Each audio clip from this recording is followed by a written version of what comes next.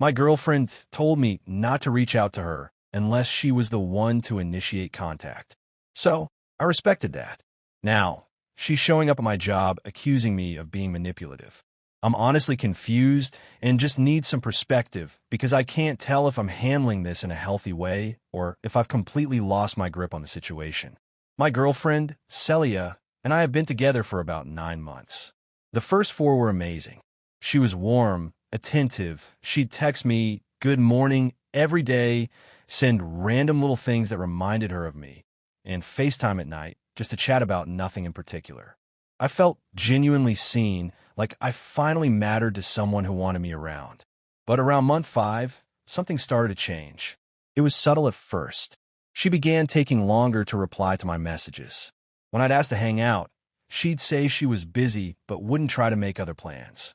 I assumed work was stressing her out or that she just needed some breathing room, so I gave her space. Then things started feeling off. She'd post Instagram stories of herself out with friends at the same time. She told me she was too tired to meet up. When I brought it up gently, she accused me of monitoring her and trying to control her.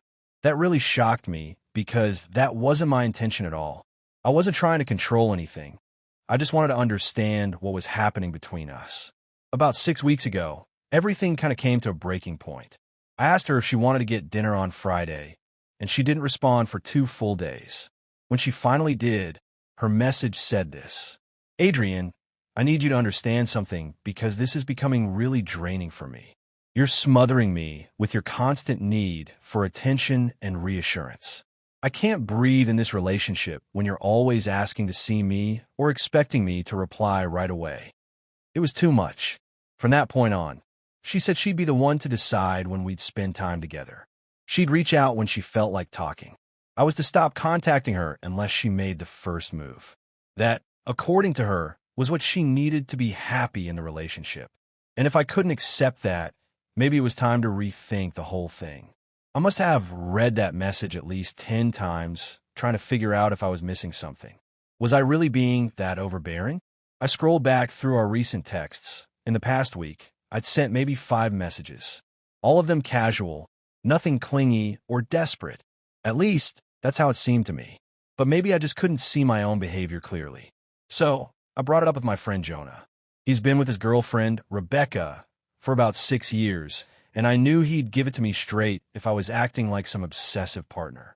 He looked over the messages, shook his head, and said, "Man, she's playing games. This is all about control." Rebecca agreed. She told me that Celia was basically putting me in a spot where I had to wait for her permission to exist in my own relationship. "It's not that you're needy," Rebecca said. "It's that she wants to be the one holding all the power, making you feel lucky for any bit of attention she decides to give you." That really stuck with me. So, here's where I might have been a genius, or maybe just an idiot, or both. I chose to follow Celia's rules exactly as she laid them out. She didn't want me initiating? Fine. She wanted full control over when we talked. She could have it.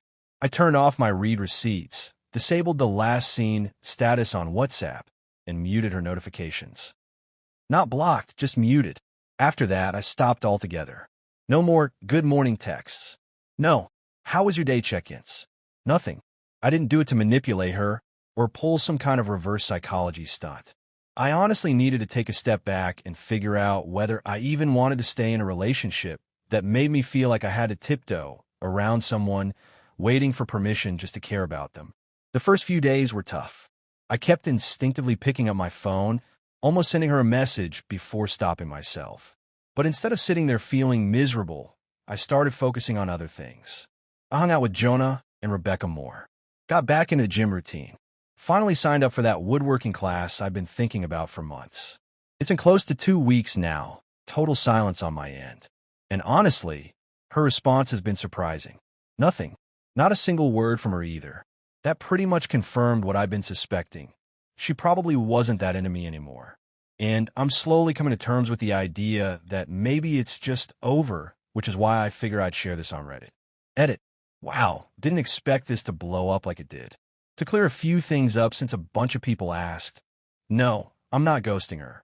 I'm simply following the exact boundaries she set. If she reaches out, I'm not ignoring her. I'm just taking my time, I guess. Update 1, 3 weeks later.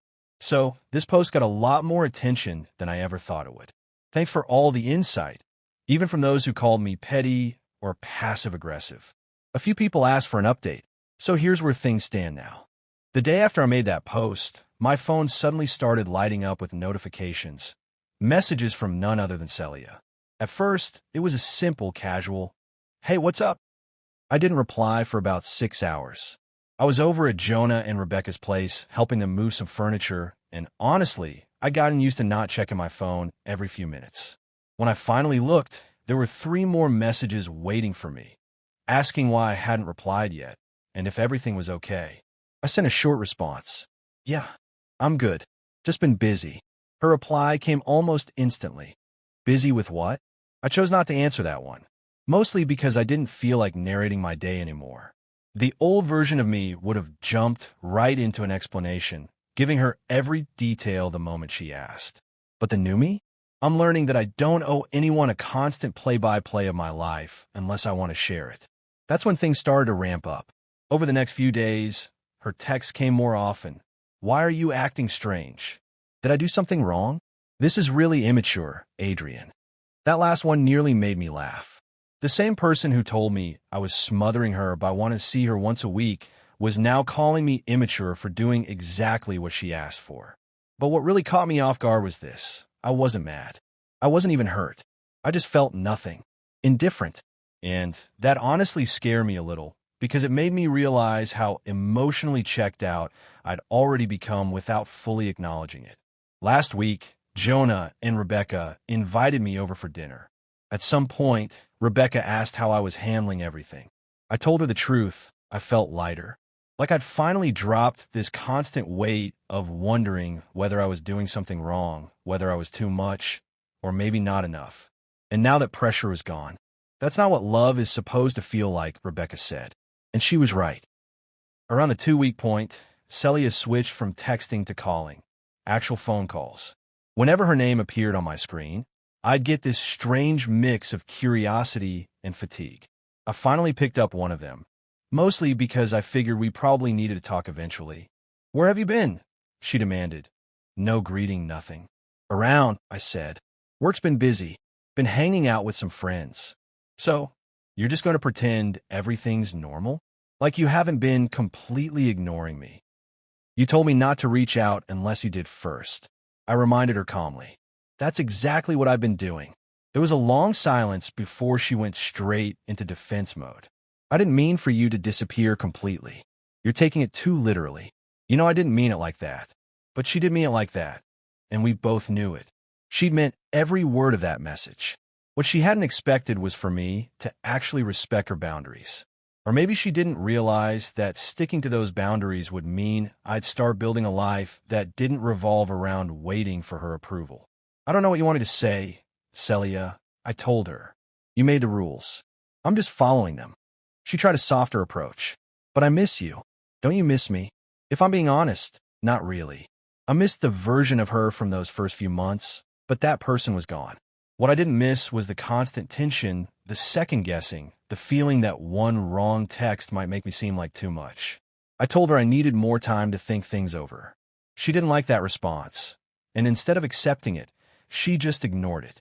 That's when the calls started coming at odd hours, late at night, out of nowhere. Sometimes the calls came after midnight. I didn't pick up. I just switched my phone to Do Not Disturb. Then the voicemails started. Some were apologetic, others defensive, and a few were just rambling messages about how she couldn't understand what was going on. Yesterday, Jonah texted me. "Dude, Celia just messaged Rebecca asking if you're okay. She said she's worried you might have been in an accident or something because you're not acting like yourself. Rebecca apparently told her I was fine, and that if Celia actually cared about my well-being, maybe she should give me some space." I appreciated that, but it also hit me how far this whole thing had spun out of control. I'm not playing some game here. I genuinely needed to step back and figure out what I actually want. And what I'm realizing is that I want a relationship where I don't feel like I'm constantly auditioning to be someone's boyfriend. One where I don't need permission to care about the person I'm with. Where "I miss you" isn't some bargaining chip, but a genuine feeling shared between two people who actually enjoy being together. The irony isn't lost on me. The moment I stopped chasing her, she started chasing me. But I don't want to be with someone who only wants me when they're afraid of losing me. That's not love. That's possession. A lot of people in the comments last time said I should just end it cleanly. And honestly, you're probably right. I think I've been avoiding that conversation because a small part of me keeps hoping she'll suddenly understand, that there'll be some breakthrough where she realizes what she's been doing and we can start fresh. But that's not how it works, is it? People don't just change overnight because you stop replying to their texts. I think I've been dragging this out longer than I should. It's time I actually talk to her and end this properly, instead of just floating in this weird in-between. Edit, for everyone asking, no, we weren't living together. We each had our own places, which honestly made this whole situation a lot easier to handle. Update 2, the office incident. I really wish I didn't have to write this one, but things have officially gone off the rails.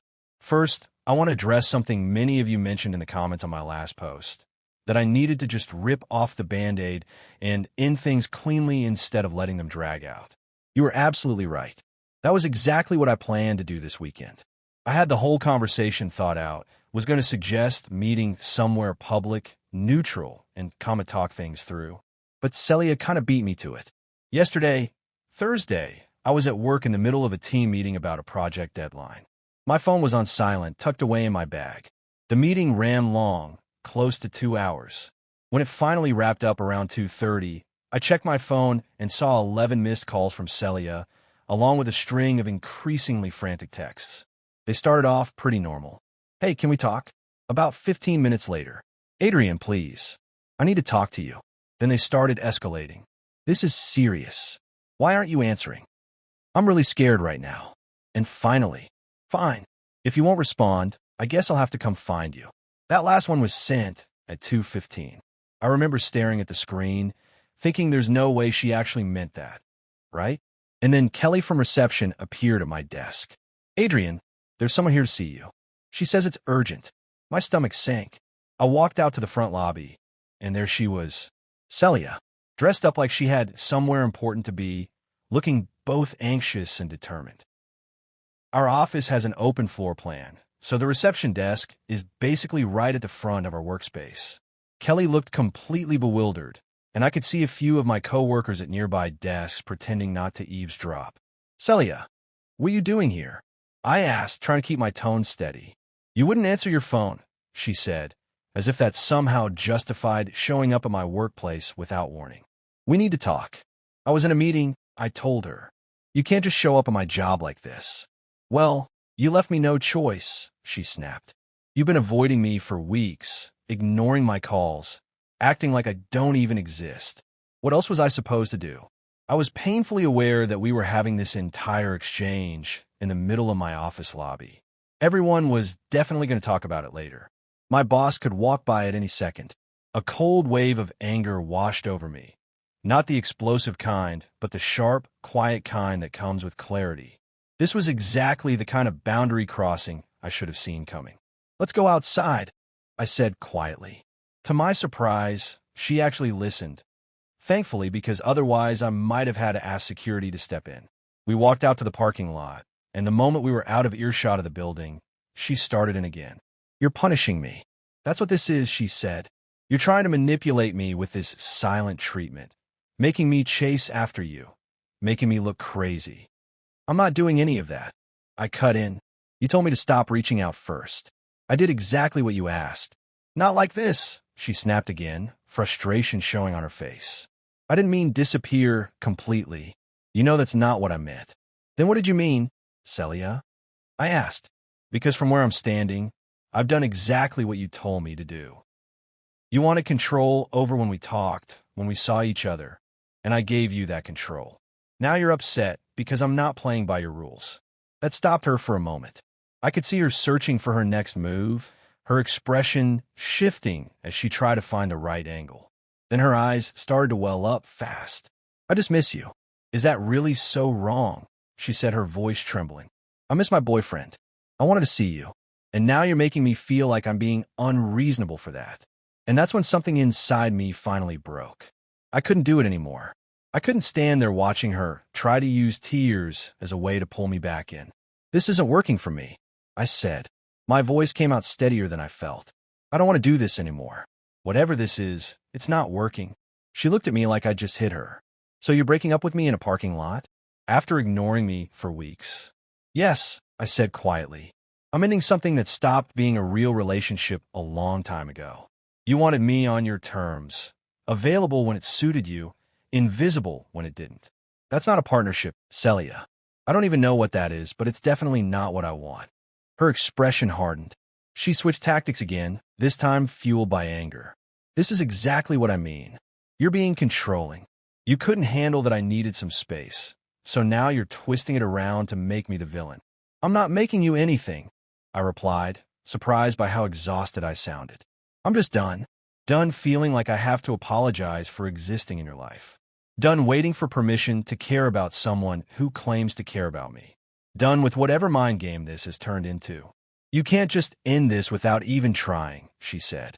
I did try, I told her. I tried for months, I said. Then I gave you exactly what you said you wanted. And somehow that still wasn't enough.